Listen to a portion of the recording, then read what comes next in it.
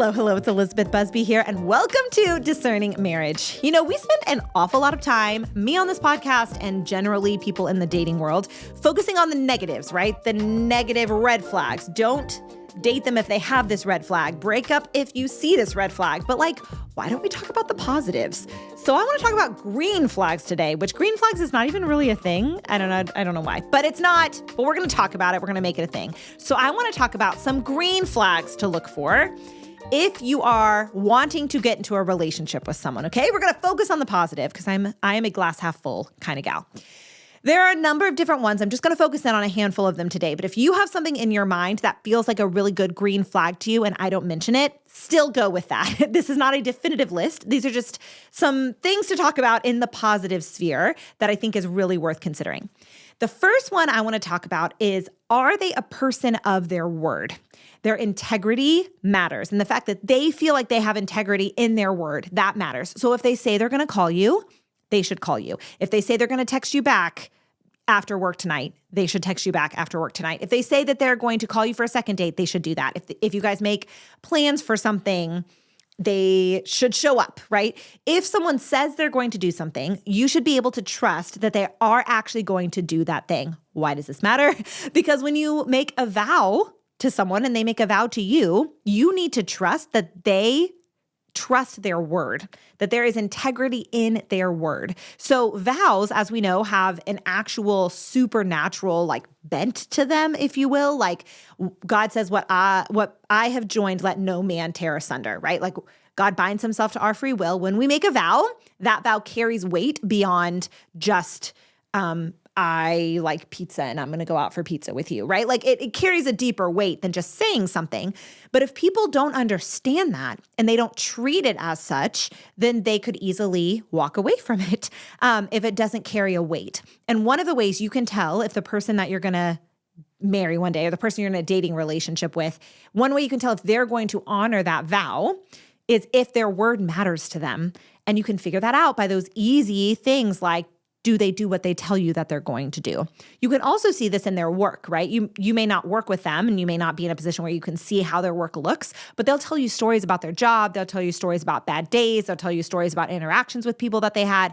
And you'll be able to see if there's a repeated pattern of they don't follow through with their word or other people get irritated with them because they say they're going to do something and they don't do it. So that is one thing very worth looking at. Another one is respect for people who are more vulnerable than them. So while objectively people in the service industry aren't any less than people not in the service industry, it is an interesting kind of power dynamic when you are in a place where you have someone serving you. So whether that is at a restaurant, right? And you have a legit server there, whether you have a house cleaner or somebody who works for you at your house, whether you have a barista making coffee for you, someone at the airport who's working on your reservation, et cetera. People who are in service-oriented professions, though the way that you are interacting with them when you're paying them for that service does set up a bit of a power dynamic. And watching the way that the person that you're with interacts with them is huge. So if they have respect for those more vulnerable people, that is going to be tremendous. You can also see it in the elderly and in kiddos. So if they have nieces and nephews, or if you have nieces and nephews, you can see how they interact with those children, with their parents. Of course, that's a totally different power dynamic with parents, but often, always, parents are older. And so when they're interacting with someone who is older than them, seeing how they treat that person, because sometimes that age can come with a greater vulnerability. And you can see how they react to somebody who is in that position, a different kind of position of power. You want to be looking for someone who is respectful of these kind of more vulnerable positions. And that's not to say that somebody who's in a service industry is less than someone who's not in a service industry. I really want to emphasize this. I care about it objectively, but also I was a barista and I taught exercise classes and I worked as a nanny and I did all sorts of things at different seasons of my life when I was working to put myself through school and everything. So I'm not at all saying anything negative about serving professions, but what I am saying is that the interaction with people who are serving you does allow for insight into how that person would treat someone who is in a different kind of power dynamic from them. You can also see it if they do happen to be in a position of authority at work, like if they're a manager or something, if they have people who work under them, you can see how they treat those people.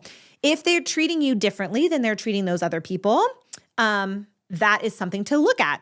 But I'm framing this video positively. So the green flag that you're looking for is that they are respectful of all of the people who are in more vulnerable situations than them or who are in positions of service. So you're looking for that kind of respect and that kind of consistency across the board. That is an excellent, excellent window into somebody's character. Another one I want you guys to look for, another green flag, is a vulnerability. You will be able to see this early on in the way that they talk about the negative things that happen in their day. So I'm not talking they need to be like sobbing at a table on a date telling you how terrible their day was and all the reasons why, like the wounds were stirred up by this one thing this person did and blah, blah, blah. Like that level of vulnerability is likely not appropriate super early on in the relationship. But you can get windows into whether the person is in touch with their heart, whether they have a soft, fleshy heart, and whether they're going to be willing to be vulnerable with you, or at least are on the journey to learning how to be vulnerable through the way that they explain the negative things that happen to them.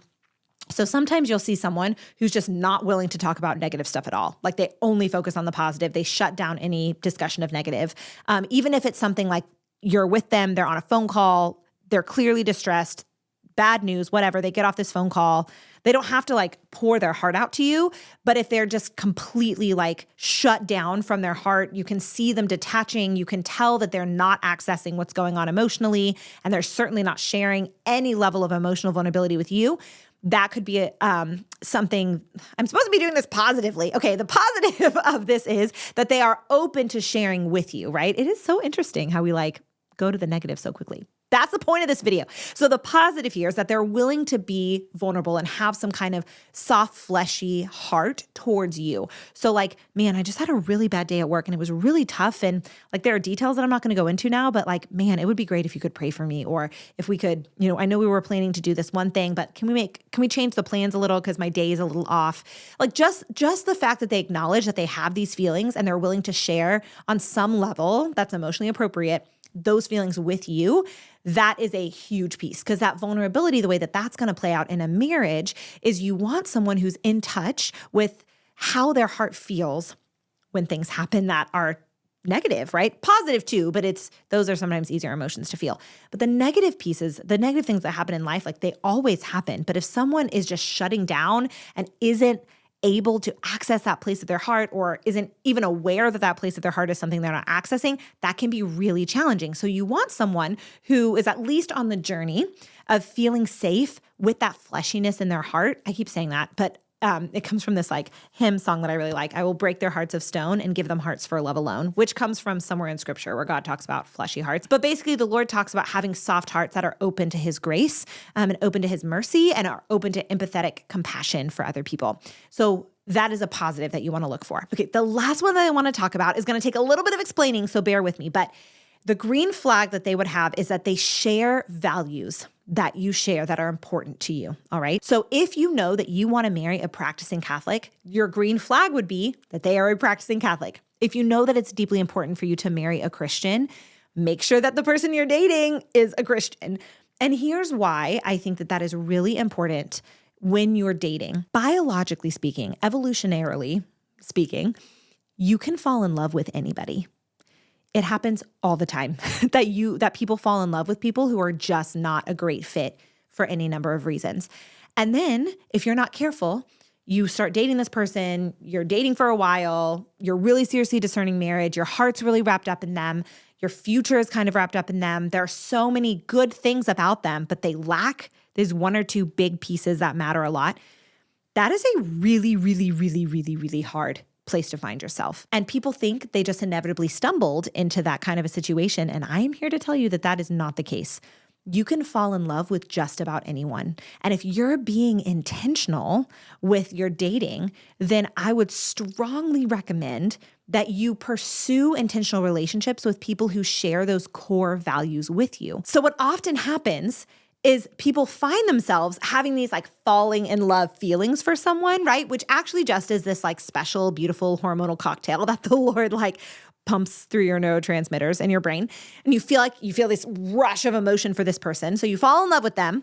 And then you cultivate that love with more intentionally getting to know them and focusing on the positive things and developing a friendship and having these rich experiences and then thinking about your future together. And the deeper you get, you add physical and emotional intimacy in, right? You get deeper and deeper into this relationship with someone. And then you look up and you realize, whoa, we really differ on this one really critical issue. Now, I see it happen a lot where couples work it out and they figure it out. And that's great. If that's what happens to you, you can absolutely figure this out. But we're talking about green flags at the beginning of a relationship. And so it is possible to fall in love with just about anyone. I would strongly recommend, if you know that something is really important to you and you feel really strongly about it, that you date people who have that characteristic or who have that quality, because that will allow you to cultivate a relationship with the kind of freedom that comes with knowing I could totally marry you. Like there's not any big thing that's holding me back. In fact, green flags all the way. And then you have to just sort out the minutia.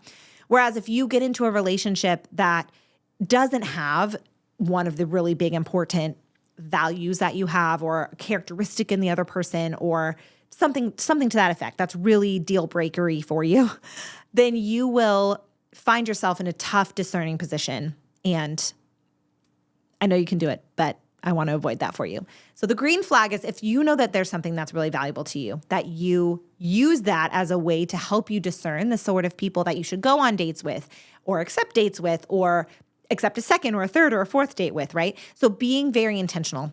Falling in love doesn't just happen to you. I mean, the feelings, the rush of feelings can happen without any sort of choice in the matter, but cultivating the relationship and falling deeper and deeper and deeper in love with someone and then choosing to love someone doesn't just happen. There is some intentionality that can go into it, and crafting your dating path by choosing green flags that fit consistently with your value system.